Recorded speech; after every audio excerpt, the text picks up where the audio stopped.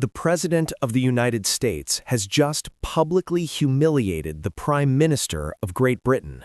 Donald Trump looked at Keir Starmer and said, on the record for the world to hear, "This is not Winston Churchill that we're dealing with." And while Starmer sits in Downing Street reeling from that blow, who is Trump meeting today? Not the Prime Minister, not the Foreign Secretary, not anyone from the British government. Nigel Farage, at Mar-a-Lago, in Florida, the leader of Reform UK, a man with 5 seats in Parliament, sitting down with the most powerful man on earth to discuss British foreign policy. Here's what we're covering today. 1. Why Trump has completely lost faith in Starmer and what triggered the most personal attack on a British PM in modern diplomatic history. 2. How the Chagos Islands surrender and the refusal to support the first wave of strikes on Iran have destroyed the special relationship. And 3. What it means for this country when the U.S. president bypasses Downing Street entirely and calls Nigel Farage instead. The Prime Minister has been replaced, not by an election, by irrelevance. Let's start with those words, because they weren't casual, they weren't a throwaway line, they were deliberate, calculated, and devastating. This is not Winston Churchill that we're dealing with.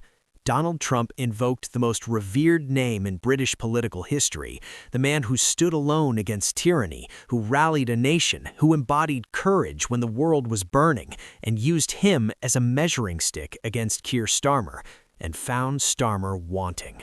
Now, Trump uses insults strategically. He doesn't lash out randomly. When he called Theresa May a disaster, it was because he'd concluded she was weak. When he mocked other world leaders, it was because he'd decided they were no longer useful to him. The Churchill comparison isn't just an insult, it's a verdict. Trump has concluded that Starmer lacks the courage, the conviction, and the backbone to be a reliable partner. And what triggered it? 2 things. First, the Chagos Islands, Starmer's decision to hand sovereignty to Mauritius. He tried to sell it to Trump as necessary and sensible. Trump didn't buy it then, and he certainly doesn't buy it now.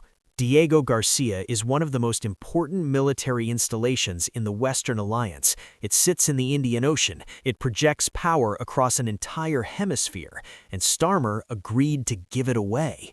The argument was that international legal pressure made it inevitable, but other governments, including the previous conservative government, resisted that pressure for years. They understood that strategic military assets are not surrendered because of advisory opinions from international courts. Starmer didn't have the backbone to hold the line.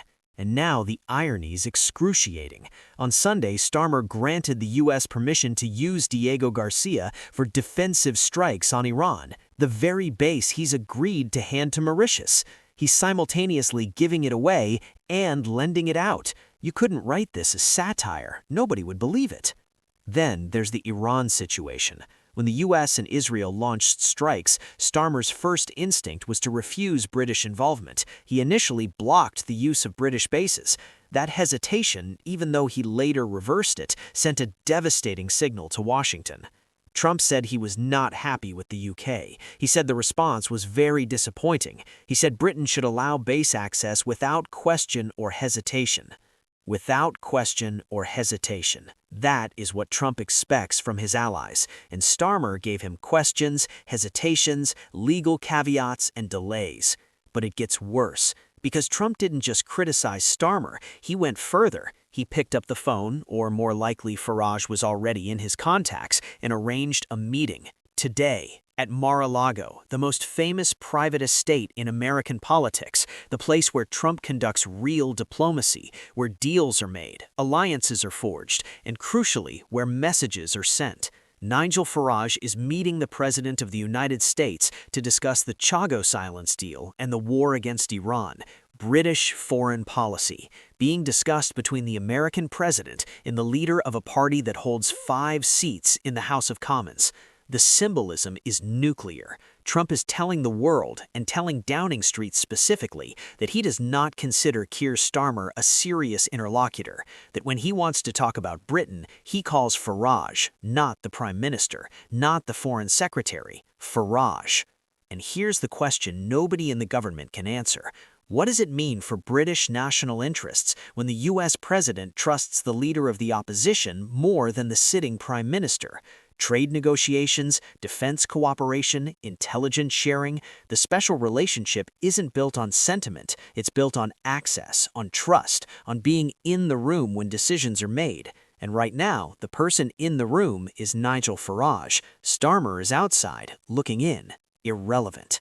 Now stay with me, because later in this video, I'm going to explain why this meeting at Mar-a-Lago could have consequences that go far beyond diplomacy, consequences that could reshape British politics entirely. You will not want to miss it. That's 3 separate public rebukes of a sitting British Prime Minister in the space of days. When has that ever happened before? When has an American president so openly, so repeatedly, so personally attacked the leader of Britain? And Starmer's attempt to limit British involvement to defensive strikes? That distinction is meaningless to Trump. It's lawyer talk. It's hedging. It's the language of a man trying to have it both ways, appearing to support America while keeping enough distance to appease his anti-war backbenchers. Trump doesn't do ambiguity. He doesn't respect fence-sitting. He respects strength, loyalty, and decisiveness. Starmer has shown none of those qualities. Now here's why the Mar-a-Lago meeting matters beyond diplomacy. Here's the consequence I promised you. Every time Farage sits down with Trump, his domestic credibility grows. Every photograph from Mar-a-Lago, every handshake, every joint statement, it sends a message to the British electorate. This is the man who has the relationship. This is the man with access. This is the man the Americans take seriously. And for the millions of voters who are already disillusioned with Labour, who watched the Gorton and Denton by-election disaster, who've seen the Mandelson scandal, who are furious about immigration, taxes, and defense cuts, this meeting is proof that there is an alternative. Farage is positioning himself not just as a domestic political challenger, but as a statesman, a man who can operate on the world stage, a man who sits with presidents while the prime minister is publicly mocked as not Churchill. And Starmer has no answer to it. He can't match Farage's relationship with Trump. He can't undo the Chagos surrender. He can't unhesitate on Iran. Every mistake is permanent.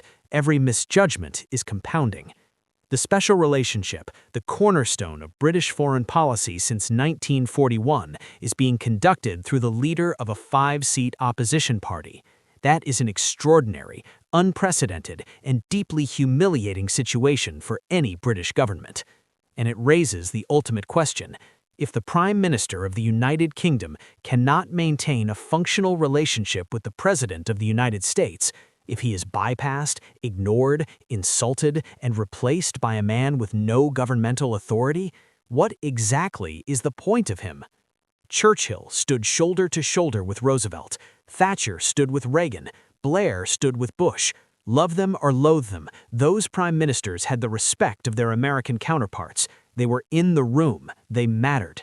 Starmer is not in the room. He is not even in the building. He is sitting in Downing Street, watching Nigel Farage walk through the doors of Mar-a-Lago, and there is absolutely nothing he can do about it. That is not leadership. That is obsolescence. So let's be clear about where we are. Donald Trump has publicly said Keir Starmer is not Winston Churchill. He's called Britain's response very disappointing. He said our bases should be available without question or hesitation. And today, instead of calling Downing Street, he's meeting Nigel Farage at Mar-a-Lago to discuss the Chagos Islands and the war in Iran. The Prime Minister of Great Britain has been sidelined by the leader of a 5-seat opposition party because that leader has something Starmer doesn't, the trust and respect of the most powerful man on earth. This is not just a diplomatic failure. This is a national embarrassment, and every day Starmer remains in office, it gets worse.